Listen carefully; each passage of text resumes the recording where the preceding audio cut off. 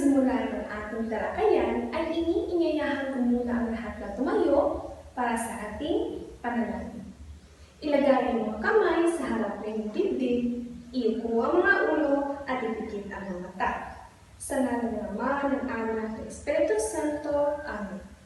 Panginoon, maraming salamat po sa lahat ng biyayang aming natanggap. Naway buksan ninyo ang aming isipan upang matuto sa leksyon ngayon. Yun lang po at maraming salamat. Sa ngalan ng Ama, ng Anak, ng Espiritu Santo. Amen. Magandang umaga mga bata! Kumain na ba kayo ng inyong tanghalian, hapunan? Mahusay kung kumain na kayo. Kumusta kayo? Gawin ang senyas na ito kung kayo masaya. Gawin ang senyas na ito kung kayo'y malungkot. At gawin ito kung kayo'y inaantok. Karamihan sa inyo ay inaantok at nalulungkot. Ano kaya ang gagawin ni Bibi? Aha! May inihanda si Binihili na isang awit. At ang awit na ito ay pinamagatang Lider na Maaasahan. Si Binibini muna ang kakanta at gagawa ng aksyon. At susunod naman kayo. Naintindihan ba? Mahusay. At ang kantang ito ay hango sa kantang Watermelon Song. Alam niyo ba ang Watermelon Song? Mabuti kung alam ninyo. Kakantahin ko na. Ako ay leader na masipag, laging handa magbigay. Sa problema ay may sagot, bawat isa'y ginagabay, laging tapat sa tungkulin. Ganon. Sa pangalawa naman. Leader, leader, maaasahan, laging may plano, pinagtutulungan. Leader na matalino, maaasahan, sa klase ay siya'y modelo. Ganon. Sa aksyon naman. Ang aksyon ay, ako ay leader na masipag, laging handang magbigay. Sa problema ay may sagot, bawat isa'y ginagabay, laging tapat sa tungkulin. Sa pangalawa naman, leader, leader, maaasahan, laging may plano, pinagtutulungan. Leader na matalino, maaasahan, sa klase ay siya'y modelo. Ganon. Handa na ba kayo kantahin? Mahusay, kaya iniingayahan ko ang lahat ng tumayo at sabayan si Binibini. Isa, dalawa, tatlo. Ako ay leader na masipag, laging handang magbigay. Sa problema ay may sagot, bawat isa'y ginagabay, laging tapat sa tungkulin. Leader, leader, maaasahan, laging may plano, pinagtutulungan.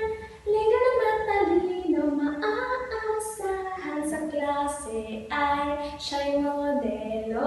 Ang galing! Nasiyahan pa kayo? Mahusay naman kung gayon. Bago muna kayo umupo ay pakitignan ninyo mga upuan kung ito ay nakalenya. Pulutin ang mga basura kung may nakita kayo at ilagay sa bag. Kung tapos na ay pwede na kayo umupo. Tapos na? Mabuti. Ngayon, para malaman ni Binibini kung may lumiban ba ay pakitignan na ninyo. Kanan, kaliwa, harap, at inyong likod. Kung may bakante o yung kaklase ay wala dyan, itaas ang kanang kamay at sabihin ang kanyang pangalan. Ang galing! Wala akong nakitang nagtaas ng kanyang kamay. At ang ibig sabihin yon ay walang lumiban. Dahil walang lumiban, itaas ang kanang kamay at gawin ito. At sabihin, ang galing mo. Kayo naman, ang galing mo. Nagustuhan niyo ba ang kanta kanina? Ang galing, kaya kantahin natin ulit. Pero wala nang kilos, kanta na lang ha? Naintindihan ba? Mabuti. Ako ay leader na masipag, laging handa magbigay sa problema ay may sagot. Bawat isa'y kinagabay, naging tapat sa tungkulin. Leader, leader, maaasahan, laging may plano, pinagtutulungan. Leader na matalino, maaasahan sa klase ay siya'y modelo. Wow! Ang galing! Ngayon, ano napansin niyo sa kanta? Ito ay tungkol sa isang leader. Mahusay. Ngayon, bawat isa sa inyo ay bibigyan ko ng 10 segundo.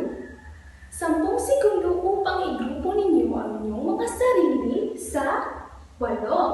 At ang 10 segundo ay magsisimula na ngayon. 1, 2, 3, 4, 5, 6, 7, 8,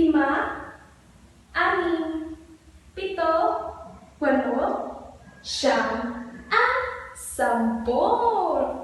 Nagrupo na ba ninyo ang inyong mga sarili? Mabuti naman kung ganon. Ngayon, pumili ng isang kaklase na sa tingin ninyo ay may katangian ng isang pagiging leader. Pumili. Nakapili na rin to. Nakapili na rin ang may estudyante ko doon. Dito naman nakapili at nakapili na rin sila. Ang lahat ng 8 grupo ay nakapili ng kanilang leader. Ngayon, tandaan ninyo ang inyong mga leader at inyong mga kagrupo dahil gagamitin natin yan sa susunod nating aktibidad.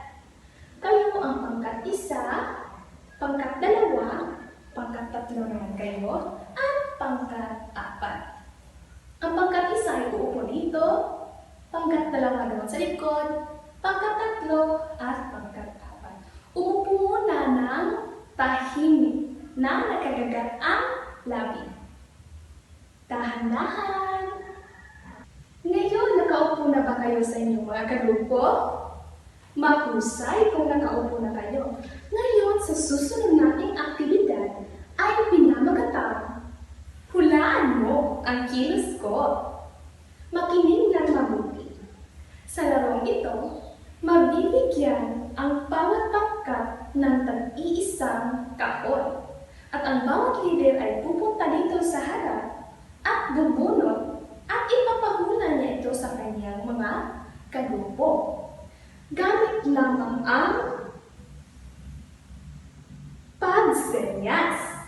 Walang anumang salitang lalabas sa bibig. Tanging senyas lamang. Nakuha ba? Mabuti kung nakuha. At kung sinong pangkat ang naunang makapagpahula sa kanyang kagrupo ay tatanghalin panalo. At ang panalo ay mabibigyan ng isang numero.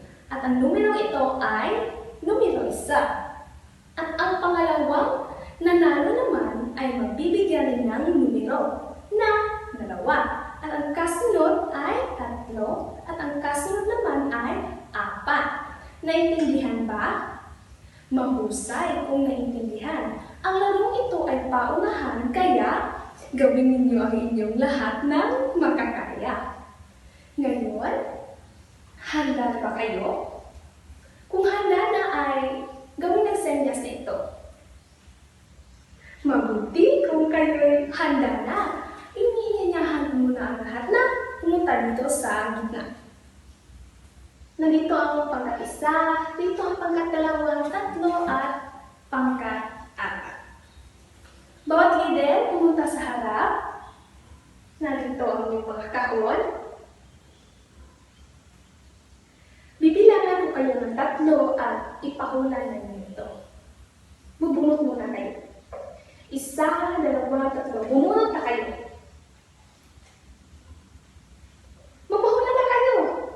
Sino kaya ang tatanghaling panalo sa aktibidad na ito?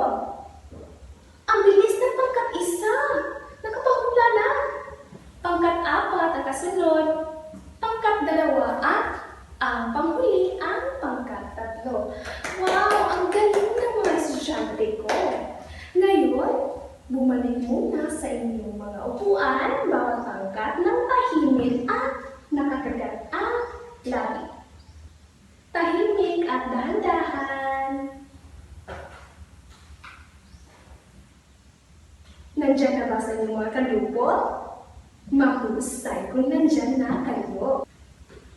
Ngayon, gusto niyo pa ba na laro? Hindi ko kayo narinig. Gusto niyo pa ba? Mahusay kung gusto niyo. Ngayon sa susunod nating gawain ay ito'y pinapalatang maghanap tayo. Maghanap tayo. Maghanap tayo. Ang silid na ito ay mahahati sa 4 na istasyon. Nandito ang istasyon 1, istasyon 2, istasyon 3, at istasyon 4. Natatandaan niyo ba ang inyong mga numero? Mahusay kung ninyo pa itong natandaan. Ang unang pangkat ang unang nakapahula, kaya ang unang pangkat ay pupunta dito sa istasyon 1. Kasunod naman ang pang-4 na pangkat, diba? Tama ko? Salamat. Pang-4 na pangkat ay sa istasyon 2. Pangkat 2 naman ang pangatlong nakahula, diba? Tama ko? Mabuti kung tama ako.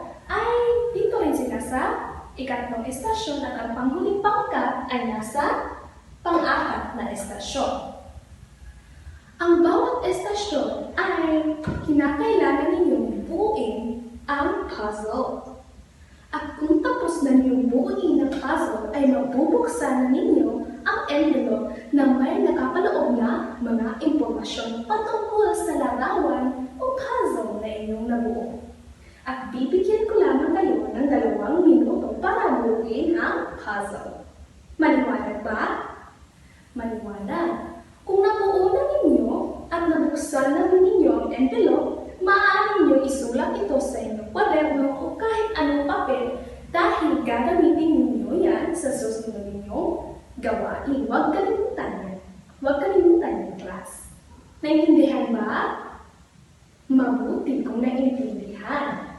Ngayon, kung tapos na kayo sa bawat istasyon, ay lilipat kayo sa kasunod na istasyon. Halimbawa, ang pangkat-1 ay narito sa istasyon 1 at natapos na nilang hulaan ay natapos na rin nilang kopyahin ang mahalagang impormasyon sa istasyon 1 ay lilipat sila sa istasyon 4. At ang pangalawang pangkat na nanalo, ang pangkat 3 ay lilipat sa istasyon 1. Di ba nandun kayo sa istasyon 2? Lilipat kayo sa istasyon 1. Parang kasunod lang class. Sunod-sunod. Intindihan ba? Mabuti kung naintindihan. Thumbs up. Gawin na sa inyo sa ito. Kung naintindihan, mabuti. At kung naintindihan ninyo ay maaari na kayo tumayo, pumunta sa gitna, kasama yung mga kagrupo ng tahimik, at pumunta sa estasyon ninyo. Pangkat 1, nandiyan na ba? Pangkat 2, mahusay, 3, 4. Pwede nyo nang buuin ang puzzle. Ang galing ng pangkat 4, nabuo na nila ang kanilang puzzle. Pwede nyo nang kopyahin ang impormasyon at buksan ninyo ang envelope. Kasunod naman, ang sunod na pangkat. Ang galing! Ang pangatlong pangkat at ang pang-1. Pwede nyo nang kopyahin ang impormasyon sa envelope. Huwag kalimutan isulat sa kwaderno o kahit anong papel dahil mahalaga ang impormasyon na yan.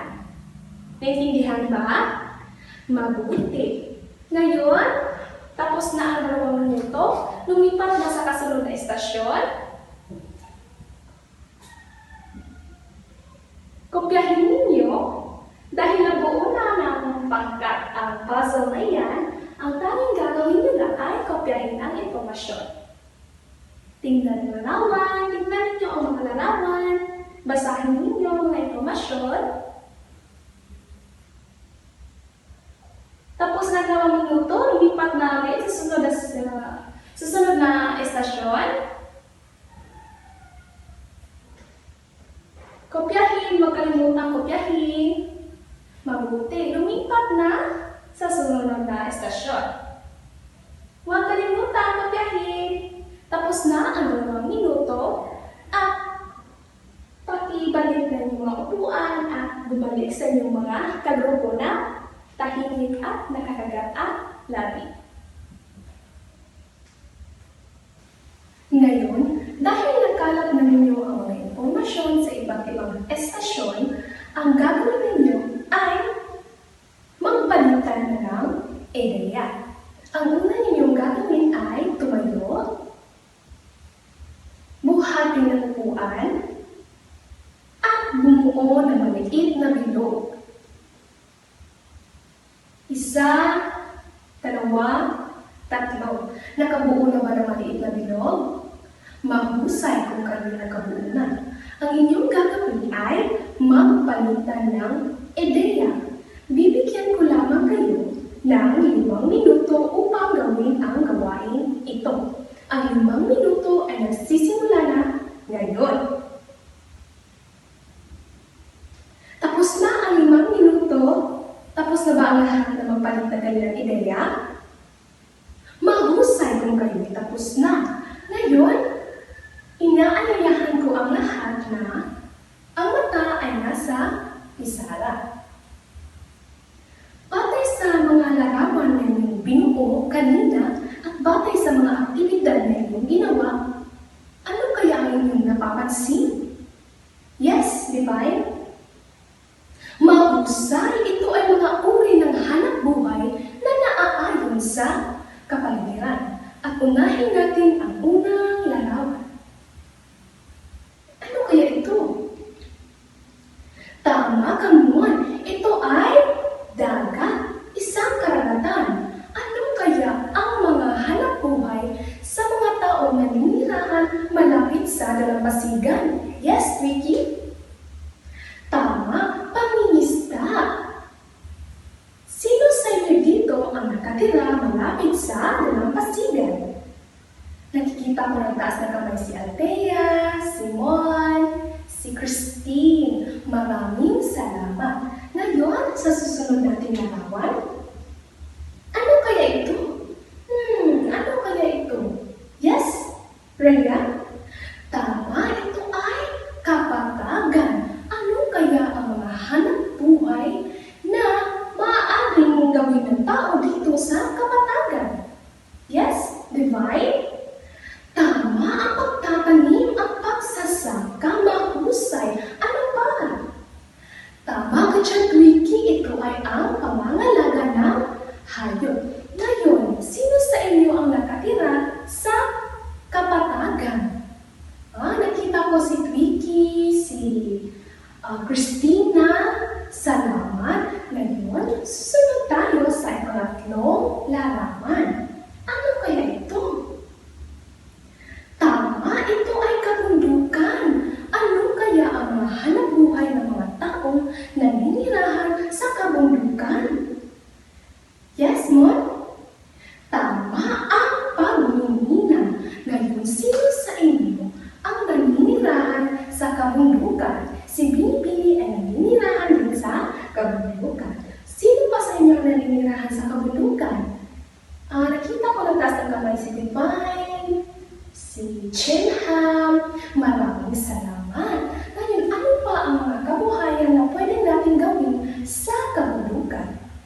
Tama ka, Ricky, ang pagtatanim. Ngayon, susunod naman tayo sa panghuling larawan.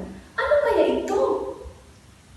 Tama, Ricky, ito ay kabundukan. Kabundukan ba ito? Hindi. Sino ang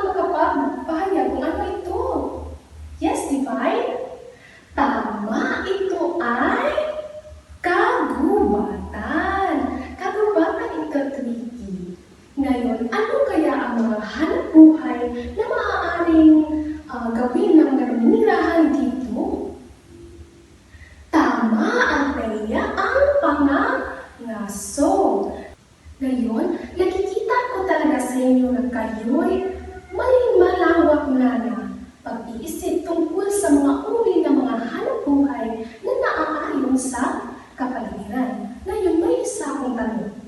Ano ang dapat nating gawin para mapanatiling malinis ang kapaligiran? Itaas ang kanang kamay kung gustong sumagot. Yes, Vicky? Tama! Ang pagtapon ng basura sa tamang lalagyan. Dahil ang pagtapon ng basura kahit saan ay nakasisira sa kalikasan. Ito ba ay mabuti o mali? Ito ay mali. Dapat nating panatilihing malinis ang kapaligiran dahil ang kapaligiran ang nagbibigay sa atin ng mga hanap buhay, likas na yaman, mahusay kung gayon. Nakikita ko talaga sa inyo lahat na kayo ay natutuhan sa aralin natin ngayon. Gusto niyo pa ba ng panibagong aktibidad? Wow! Gusto niyo pa dahil nakikita ko yan sa inyong mga mata. May inihanda si binibindi na isang gawain. At ito ay tinatawag na concept web. Alam niyo ba ang concept web? Narito ang halimbawa ng isang concept web. Ngayon, ang bawat grupo ay gagawa nito. Ang concept web ay kinakailangang malinaw at organisado upang maipakita ang mga hakbang sa pagpapahalaga sa mga uri ng hanapbuhay na naaayon sa kapaligiran. Ngayon, ang bawat leader ng grupo ang manguna sa gawain ito. Bawat leader, naiintindihan ba? Mahusay kung ito'y naiintindihan. Nasa sa inyo na kung paano nyo hahatiin ang gawain ito. Pwede nyo rin dagdagan ng guhit, kulay, o simbolo ang inyong gawain upang mas maging kaakit-akit at maunawaan ang lahat ng inyong ginawa.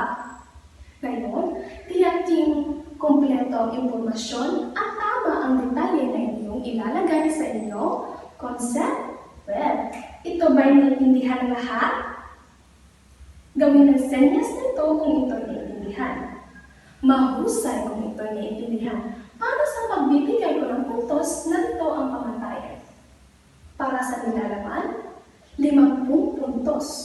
Sa katumpakan, 30 puntos. Sa organisasyon, 20 puntos na may kabuuang 100 puntos. Bibigyan ko lamang kayo ng 5 minuto upang gawin ang gawain ito. Ngayon, tumayo ang lahat, buhatin ng upuan, at gumawa ng maliit na bilog. Ang mga materyales ay nandiyan na rin sa inyong grupo, kaya 5 minuto ay nagsisimula na ngayon. Tapos na ang 5 minuto, kayo'y tapos na ba? Mahusay kung kayo'y tapos na. Gusto ko ang lahat ay tumingin muna kay Pinipini at makinig sa aking sasabihin. Naintindihan ba? Mahusay kung naintindihan. Ngayon, dahil pinagawa ko kayo ng concept web, ito'y ilalahan ninyo sa harap. Iisa-isahin ninyo ang mga hakbang sa pagpapahalaga ng bahuri ng hanap buhay na naaayon sa kapaligiran. At sa pagbibigay ko sa inyo ng puntos, narito ang pamantay. Para sa nilalaman, 30 puntos. Para sa presentasyon, 50 puntos. Para sa organisasyon, 20 puntos na may kabuuang 100 puntos. Ngayon, handa na ba ang lahat? Mahusay kung kayo'y handa na. Pangkat isa, pwede na kayong pumunta sa harap at ilahanan ninyong ginawa. Napakahusay ng aking mga mag-aaral. Ang bawat pangkat ay nakapaglahad na at napakaganda ng kanilang ginawa. Napakaakit-akit, detalyado talaga at kompleto ang impormasyon. Ngayon, may katanungan si Binibini. Makinig ng mabuti kay Binibini. Ano ang kaugnayan ng kapaligiran sa hanap buhay ng mga naninilahan dito? Yes, Divine?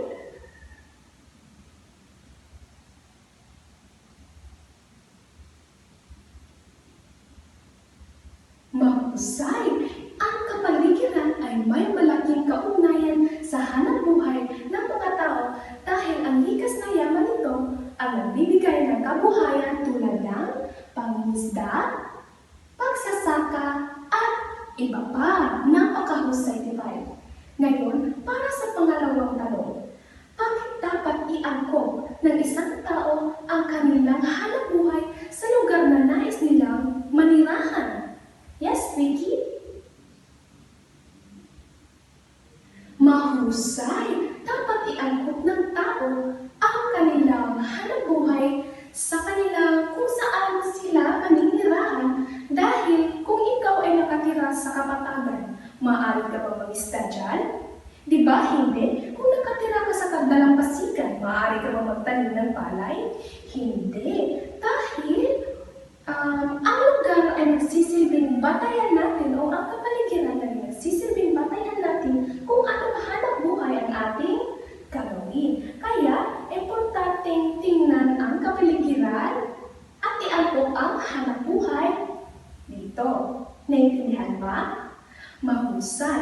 Ngayon, para sa pangatlong pang-usap o ano ang maaaring mangyari kung maubos o masira ang likas na yaman? Yes, Ateya? Tama, kung maubos o masira ang likas na yaman, maaapektuhan hindi lamang ang hanap buhay, kundi pati na rin ang kalidad ng buhay. Kaya mahalagang pahalagahan, alagaan, at ingatan ang ating kapaligiran.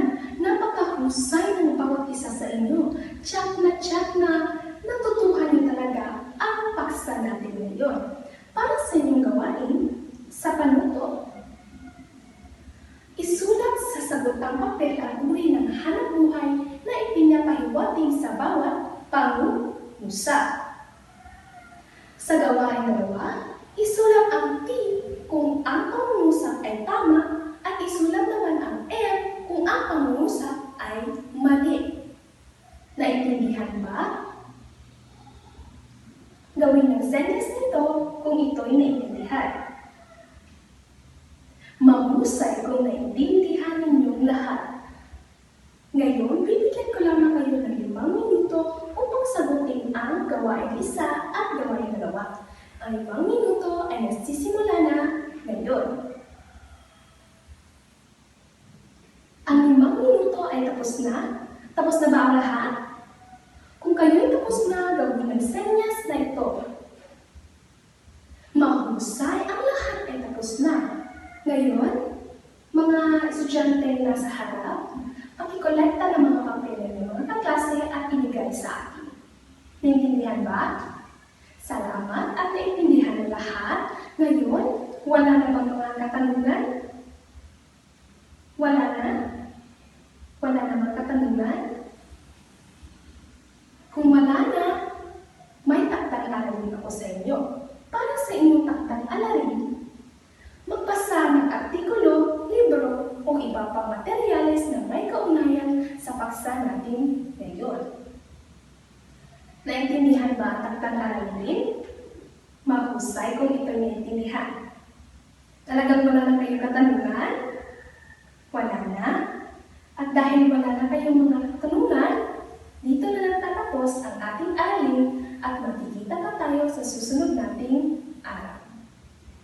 Maraming salamat at paalam mga bata.